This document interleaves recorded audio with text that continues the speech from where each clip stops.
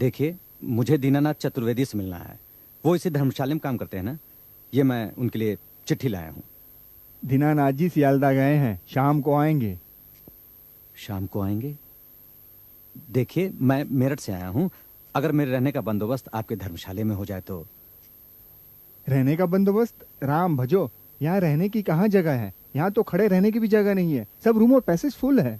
सब फुल है? मैं कलकत्ते पहली बार आया हूँ और यहाँ मेरा कोई नाते रिश्तेदार भी नहीं है। अगर आप थोड़ी सी जगह अपने धर्मशाला में देंगे तो मेहरबानी होगी। अरे बाबा, कहा ना जगह नहीं है। जगह होती तो ना कहता। ये लोग भी तो बैठे हैं। ये धर्म खाते की जगह है। जाइए कोई होटल होटल देखिए। देखिए, कोशिश तो कीजिए। मेरा टाइम खराब कर रहे हैं, हटिए।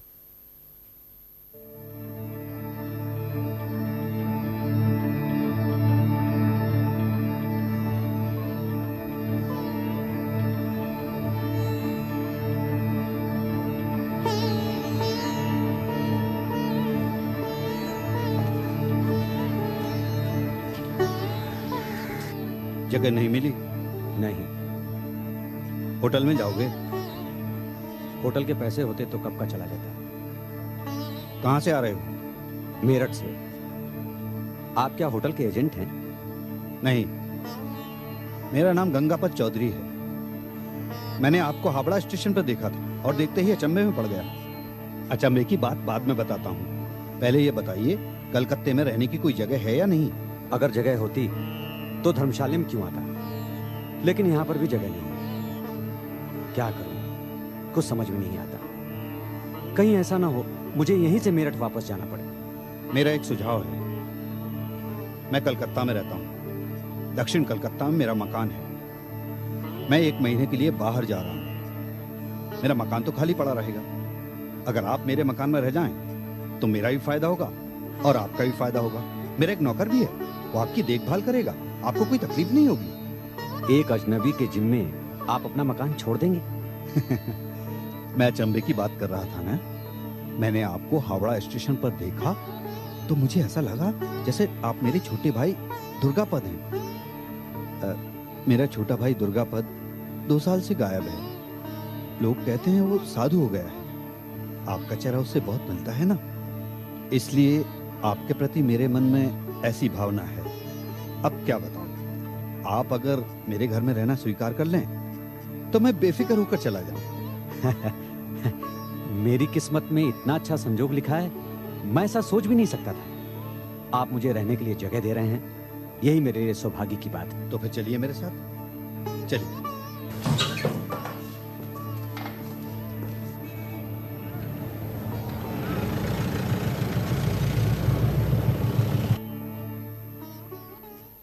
आइए आइए, यह है हमारा घर। रामचतुर, सामान उधर रख दो।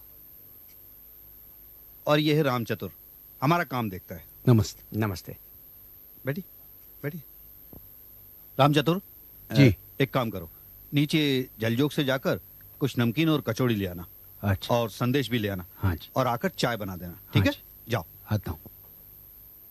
अच्छी तरह रहिएगा। हाँ, अच्छा है ना? जी जी जी, बहुत बढ़िया। देखिए, आपको 1-2 बात बताना बहुत जरूरी है। हाँ हाँ, बोलिए। हमारा जो मकान मालिक है ना, वो काशीपुर में रहता है। वो आदमी जरा ठीक नहीं है। अगर उसे ये पता लग जाए कि मैं आपको 1 महीने के लिए यहाँ बिठाकर बाहर गया हूं ना, तो हंगामा खड़ा कर सकता है। इसलिए आपको एक काम करना पड़ेगा। हाँ बोलिए। अगर कोई आपसे आपका नाम पूछे तो कहिएगा गंगापत चौधरी। क्या कहेंगे? गंगापत चौधरी। हाँ, हमारा नाम। लोग समझेंगे हमने दाढ़ी निकाल दी है। चलिए, इसे मजा आएगा। हाँ, तो अच्छी तरह से रहिएगा।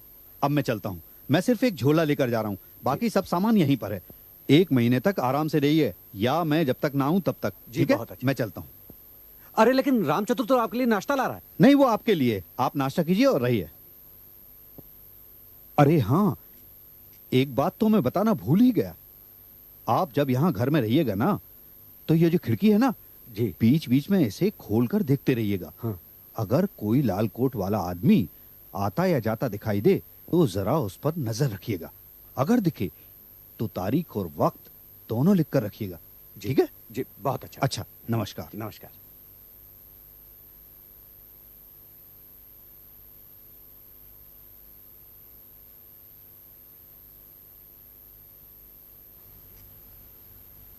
बाबूजी, अरे रामचतुर, तुम्हारे मालिक तो चले गए। नीचे मुलाकात हुई उनसे। मैं आपके लिए थाली में नाश्ता लगाता हूँ। नहीं, पहले नहाऊंगा, उसके बाद नाश्ता करूंगा। जरूर नहा लीजिए, ये रहा गुसल खाना, जब तक मैं आपके लिए चाय बना। ठीक है। अच्छा रामचतुर, एक बात बताओ, तुम्हारे मालिक क्या कुछ, मतलब उनका कोई पेच वेच ढीला है क्या? जी, बहुत अच्छे आदमी है। क्यों? नहीं नहीं, मैं ऐसे ही कुछ पूछ रहा था। अच्छा एक बात और बताओ, कलकत्ते में क्या लोग लाल कोट पहन के घूमते हैं? कभी देखा तो नहीं, मगर ये कलकत्ता है, कलकत्ता, यहाँ कुछ भी हो सकता है।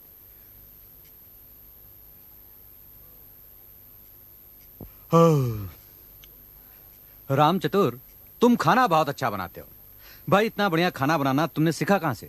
हमारे मालिक खाने पीने के बहुत शौकीन हैं, उन्होंने ही हमें सिखाया है। रात कहो तो बिरयानी बना दूं? नहीं बाबा नहीं, 4-5 दिनों से बस खिला ही रहे हो।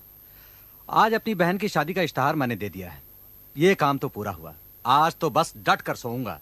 हाँ, तुम्हें कहीं जाना था ना, तो जाओ, घूम घूम आओ, शाम तक आ जाना। लेकिन हाँ, सुपारी लेना।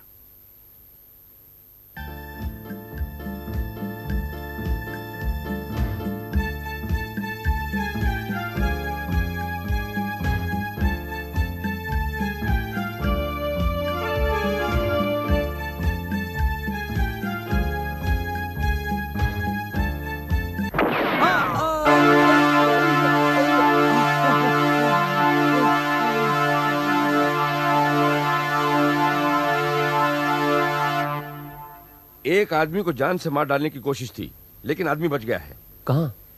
फ्रेजर रोड के पास एक 2 मंजिला मकान है जिसमें गंगापत चौधरी नाम का एक आदमी रहता है। उसे जान से मार डालने की कोशिश की गई। गोली उसकी खोपड़ी की हड्डी को खरोंचती हुई निकल गई। पिस्तौल से वार किया गया। गोली कमरे में ही बरामद हुई है। आइए तो।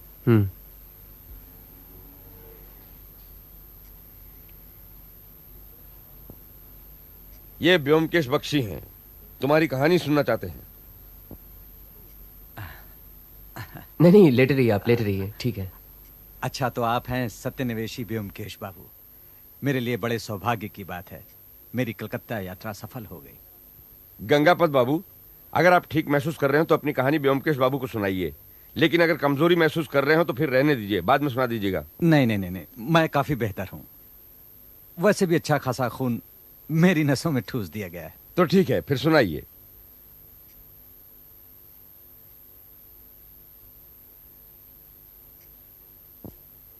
जैसा कि आप सोच रहे हैं, मैं गंगापत चौधरी नहीं हूं। मेरा नाम अशोक महती है। अब कलकत्ता आकर मैं गंगापत चौधरी कैसे बन गया, ये एक मजेदार किस्सा है, बताता हूं आपको।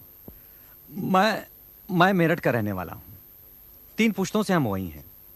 बंगाल से हमारा संबंध बहुत कम है, बल्कि यूं कह लीजिए कि नहीं के बराबर है। वहीं मेरठ में मैं एक मामूली सी नौकरी करता हूं।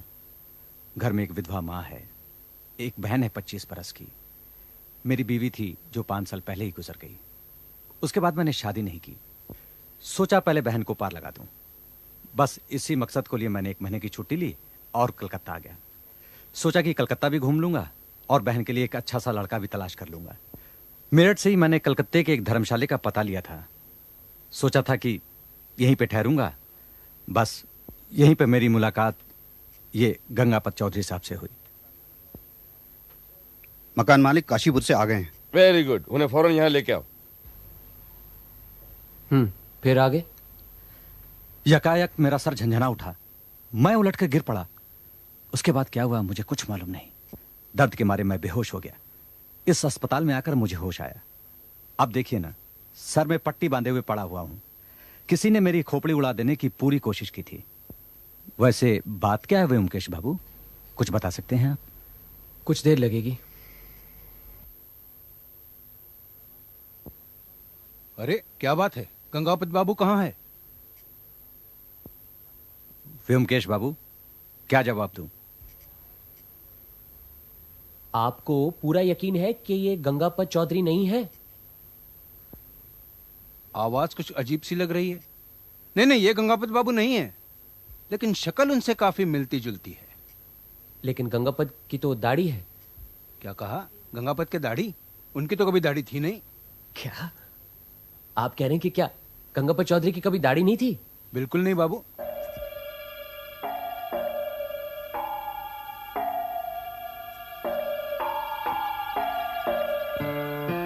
लेकिन उसकी तो दाढ़ी थी।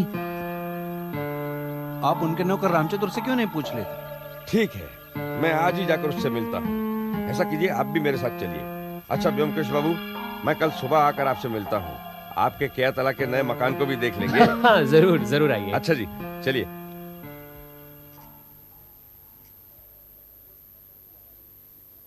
ऊपर की सब पर्दे लगा दिए, देखा आपने? हाँ देखा, सब गलत लगाया है तुमने, इसलिए तो यहाँ खड़ी खड़ी देख रही हूँ। कितना काम पड़ा है। अच्छा, वो प्लम्बर कब आ रहा है? वो तो आज ही आने वाला था। पैसा दो फिर भी कोई काम करना नहीं चाहता। अच्छा चलो उतरो नीचे, बाजार भी जाना है।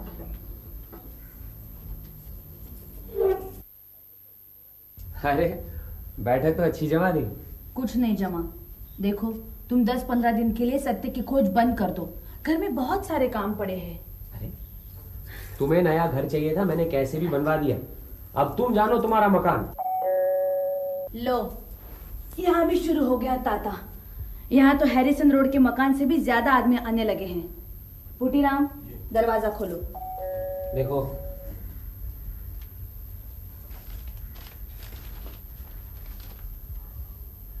अरे आओ आओ इंस्पेक्टर। नमस्कार। अरे वाह वाह, मकान तो बहुत अच्छा बनाया व्योमकेश बाबू, चारों तरफ से खुला, हवादार। अजी इस मकान में सारी पूंजी लगा दी। अरे पुटीराम, जरा चाय लाना तो। अरे कमाई तो खर्च करने के लिए ही होती है व्योमकेश बाबू। यहाँ खर्चे कुछ ज्यादा है, कमाई कम। कहिए क्या खबर है? हाँ, वो रामचतुर भाग गया, कल शाम से ही गायब है। सचमुच चतुर है। पुलिस के झमेलों में कौन पड़ना चाहता है? वो तो बिहार के किसी गांव में बैठकर मजे से भुट्टा सेक कर खा रहा होगा। अच्छा, ये गंगापत चौधरी के बारे में आपका क्या ख्याल है? मुझे तो लगता है उसकी दाढ़ी नकली है। मेरा भी यही ख्याल है, और गंगापत ने भी यही कहा है कि अशोक मैती का चेहरा उसके भाई से मिलता जुलता है। मतलब गंगापत और उसके भाई का चेहरा अगर एक जैसा हो तो सवाल यह है कि अगर गंगापत और अशोक मैती का चेहरा एक जैसा है तो गंगापत ने उसे अपने घर क्यों रखा, उसे अपना नाम क्यों दिया, इसकी वजह क्या है? और इंस्पेक्टर, गौर करने की बात है कि असली गंगापत गायब है और नकली गंगापत का कोई खून करना चाहता है उसे असली समझकर। अरे बैठिए तो सही।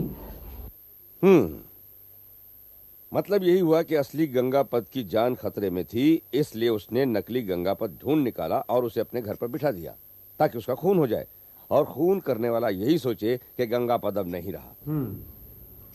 तो अब असली गंगापत को ढूंढ निकालना है। गंगापत के घर की अलमारी से कुछ कागजात मिले हैं। उनसे यह पता चलता है कि वो कलकत्ता के किसी लोहे के कारखाने में काम करता है और फिलहाल 1 महीने की छुट्टी लेकर भागा हुआ है। अच्छा, गोली कहां से चलाई थी, कुछ पता चला? खिड़की के सामने वाले मकान से। रास्ते के उस पार एक टूटा फूटा खाली मकान है, उसके पहले मंजिल की खिड़की से गोली चलाई गई। मकान से कुछ ताजा उंगलियों के निशान मिले हैं, लेकिन वो किसके हैं अभी तक पता नहीं चला। और कुछ? 2 संभावनाएं हैं।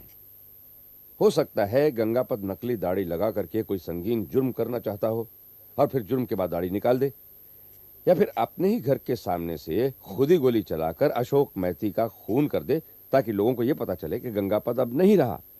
इस तरह वो अपने जीवन बीमा का रुपया हथियाना चाहता हो। कुछ भी हो सकता है। आपने मेरठ में पूछताछ की? अशोक मैती की तरफ से उसकी मां को एक टेलीग्राम भेजा है, अभी तक जवाब नहीं आया। क्यों, आपको उस पर भी शक है? लगता तो सीधा साधा भला आदमी है, शायद जो कुछ कह रहा है सच कह रहा है, लेकिन अब तक इसका समर्थन नहीं हुआ। समर्थन करने वाला एक आदमी था, रामचतुर, और अब वो भी गायब। अच्छा, ये गंगापत चौधरी काम कहां करता है? Scrap iron and steel company में। तो वहां पूछताछ करने से कुछ पता लग सकता है? हाँ, वहां जाने के लिए निकला हूं। आप चलेंगे साथ? हाँ चलिए। यहाँ बैठा रहा तो सत्यवती घर के सजाने के काम में लगा देगी। चलिए। अरे वाह व्योमकेश बाबू, चाय तो आने दीजिए।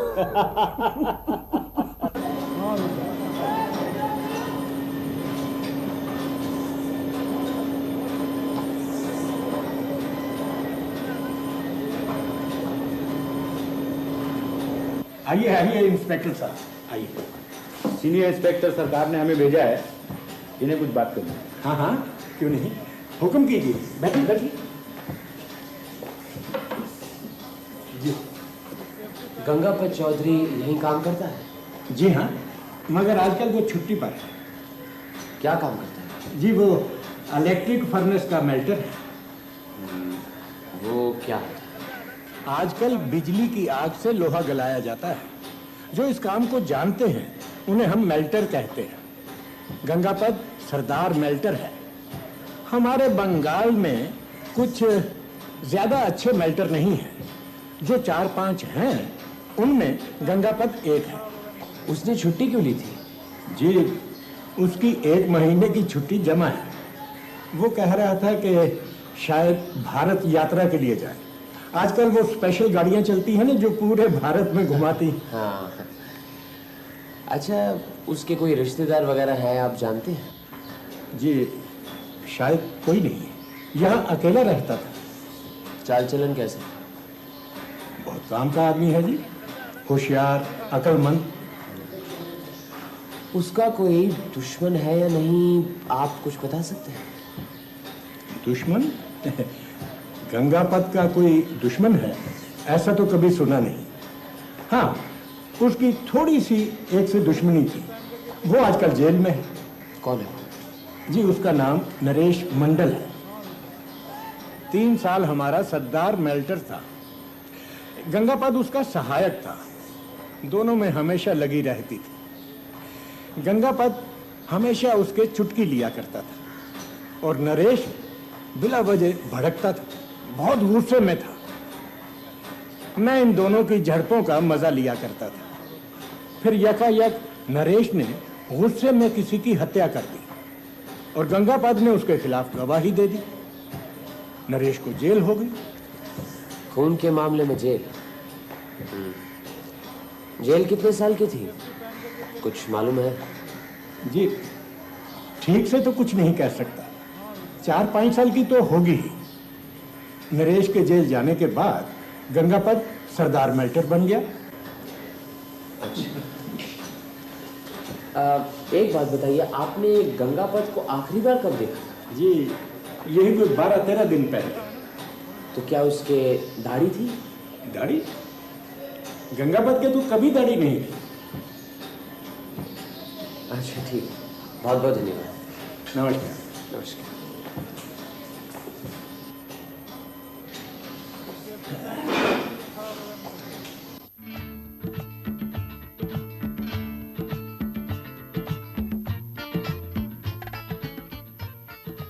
आधा घंटा हो गया और नजर आया? 3 औरतें गई यहाँ से लाल साड़ी पहन के, 2 बच्चे लाल फ्रॉक पहन के गए थे और एक नौकर गुजरा यहाँ से जिसके कंधे पर लाल कपड़ा था, लेकिन लाल कोट पहन के कोई आदमी नहीं नजर आया। इसका मतलब है लाल कोट पहनकर कोई कलकत्ते में घूमता फिरता है। लो फिर कोई आ गया। जरूर खून हुआ है। आजकल कलकत्ते में बहुत खून होते रहते हैं, देखो। आइए नमस्कार। इंस्पेक्टर आइए।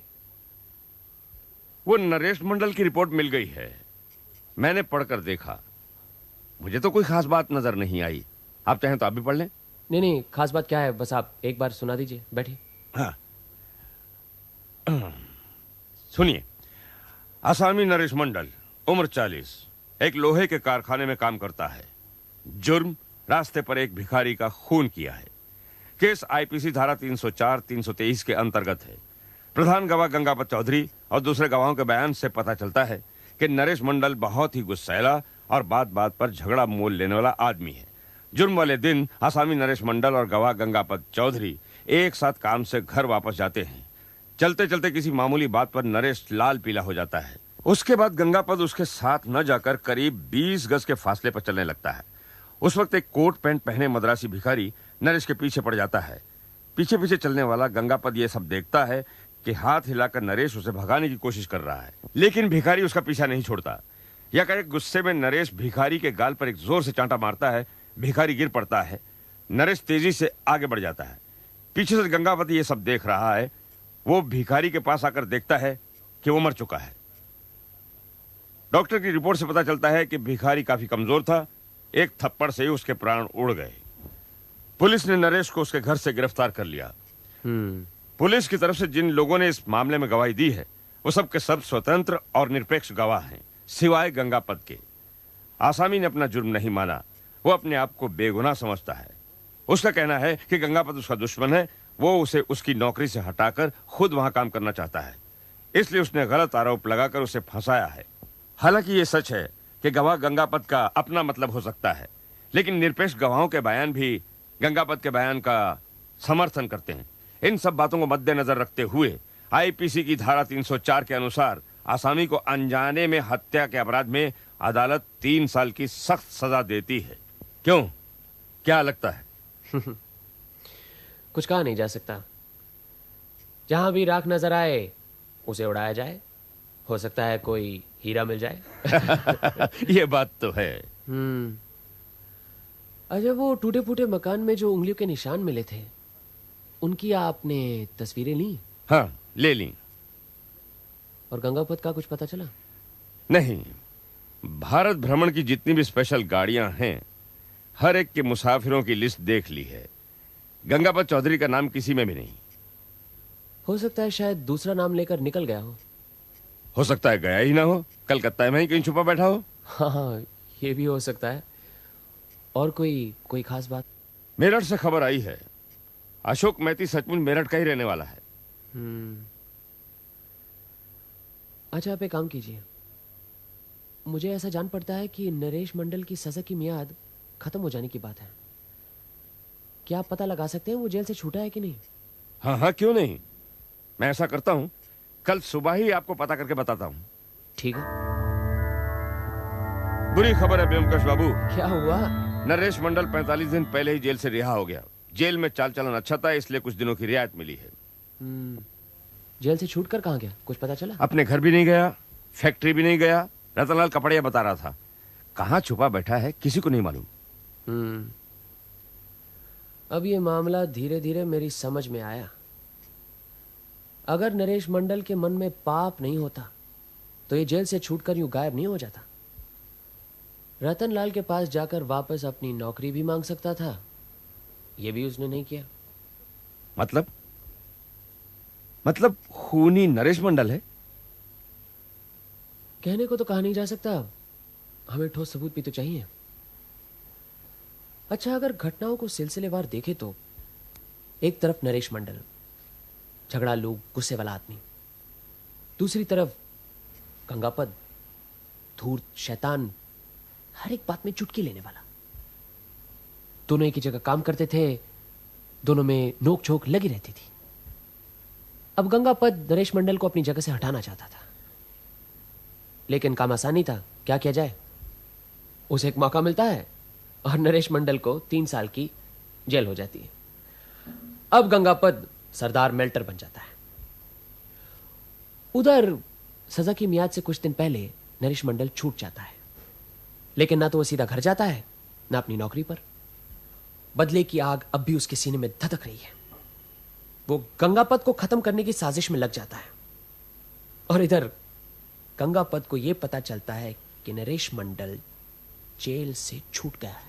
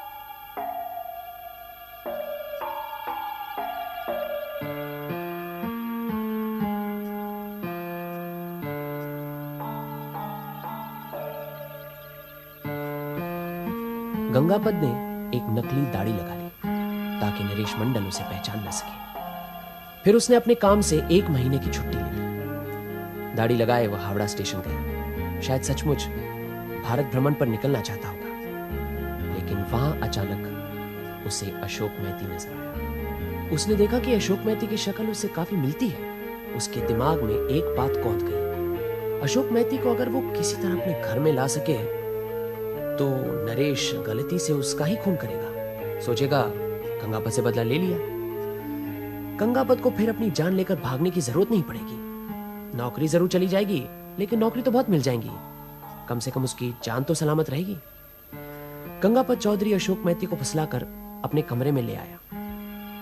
उसे समझा दिया कि वो अपना नाम गंगापत चौधरी बताए और यह भी सलाह दी कि बीच बीच में वो खिड़की खोलकर देखता रहे कि कोई लाल कोट पहनने वाला आदमी आता जाता है या नहीं। लाल कोट वाली बात तो सिर्फ एक बहाना था। असल मतलब यह था कि अशोक मेहती बीच बीच में खिड़की खोलता रहे ताकि मौका पाकर नरेश मंडल उसे गोली से मार दे। अब अगर नरेश मंडल के नजरिए से सोचा जाए तो जेल से छूटकर पहले उसने एक पिस्तौल बरामद की, फिर गंगापत के मकान के इर्द गिर्द घूमता रहा। उसने उसके मकान के सामने एक टूटा फूटा मकान पाया और बस फैसला कर लिया कि उसी सामने वाले मकान से वो गंगापत को गोली से उड़ा देगा।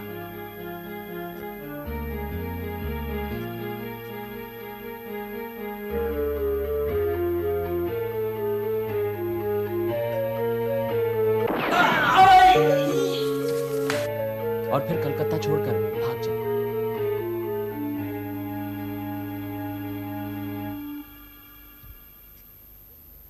सब प्लान के मुताबिक हुआ, लेकिन थोड़ी सी चूक हो गई। अशोक मेहती घायल जरूर हुआ, लेकिन मरा नहीं। अब गंगापत और नरेश मंडल की हालत कुछ एक जैसी है। दोनों खुलेआम समाज में घूम नहीं सकते। अखबार में छपवाया गया है कि पुलिस को दोनों की तलाश है। नरेश मंडल तो कानूनन दोषी है, उसने खून करने की कोशिश की, और गंगापत भी बड़ा दगाबाज किस्म का आदमी है। उसने सीधे साधे निर्दोष आदमी को मौत के मुंह में धकेलना चाहा। लेकिन अगर गंगापत पकड़ा जाए, उसे कानूनन सजा हो सकती है या नहीं, ये तो कहा नहीं जा सकता।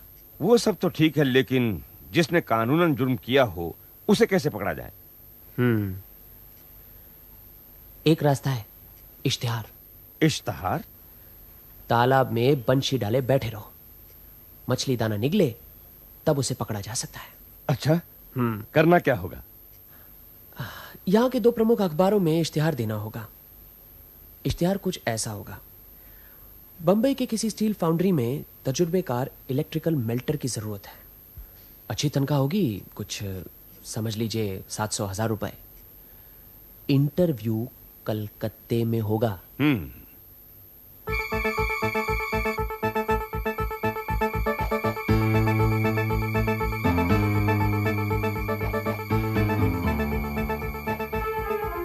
आज 3 रोज हो गए, सिर्फ 2 उम्मीदवार आए हैं। मछली जाल में फंसेगी कि नहीं? अरे भाई, पूरा हफ्ता देखना है अभी तो। देखो कोई आए, जाओ जाओ बैठ जाओ वहां पे। बॉम्बे स्टील फाउंड्री का ऑफिस यही है?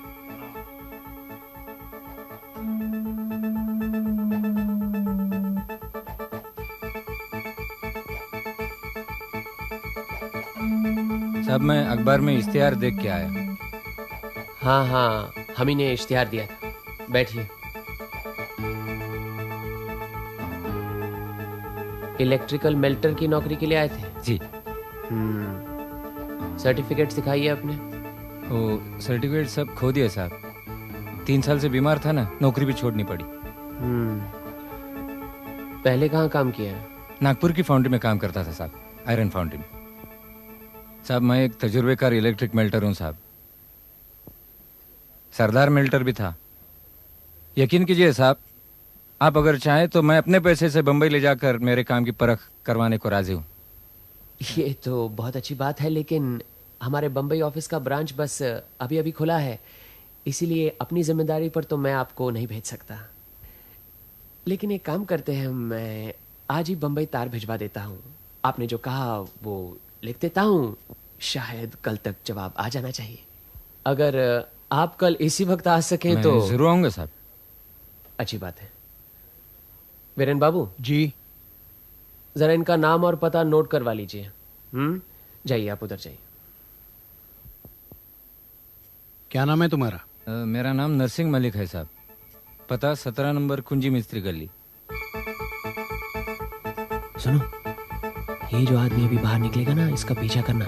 हाँ, करके तलाशी ना, शायद कोई पिस्तौल या रिवॉल्वर भी मिले। लगता है यही नरेश मंडल है, समझे?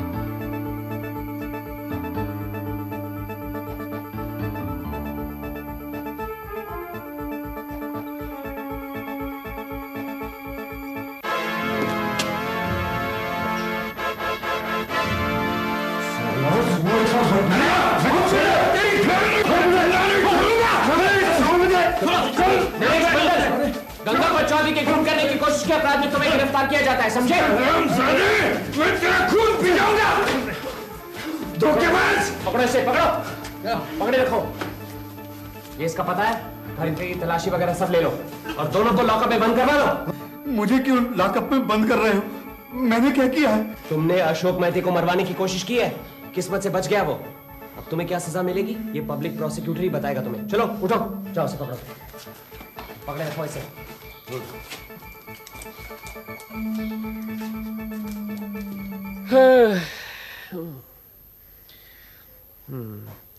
चलो, दोनों पकड़े गए हैं। नरेश मंडल और गंगापद, ये दोनों ही आपके पास नौकरी के लिए आएंगे। क्या आपको इस बात की उम्मीद थी? उम्मीद तो नहीं थी, लेकिन मन में आशा थी। ये उम्मीद नहीं थी कि दोनों उसी वक्त आके सांप नेवले की लड़ाई शुरू कर देंगे। लेकिन अच्छा ही हुआ ना, एक ईंट से दोनों चिड़िया घायल। अच्छा, उस अशोक मेहती का क्या हाल है? ठीक है? ठीक है, ठीक है। एक काम करो, इंस्पेक्टर सरकार से जाकर कहो कि उसके रहने खाने पीने का अच्छा इंतजाम करे। अगर वो गुजर गया तो आपका केस फुस।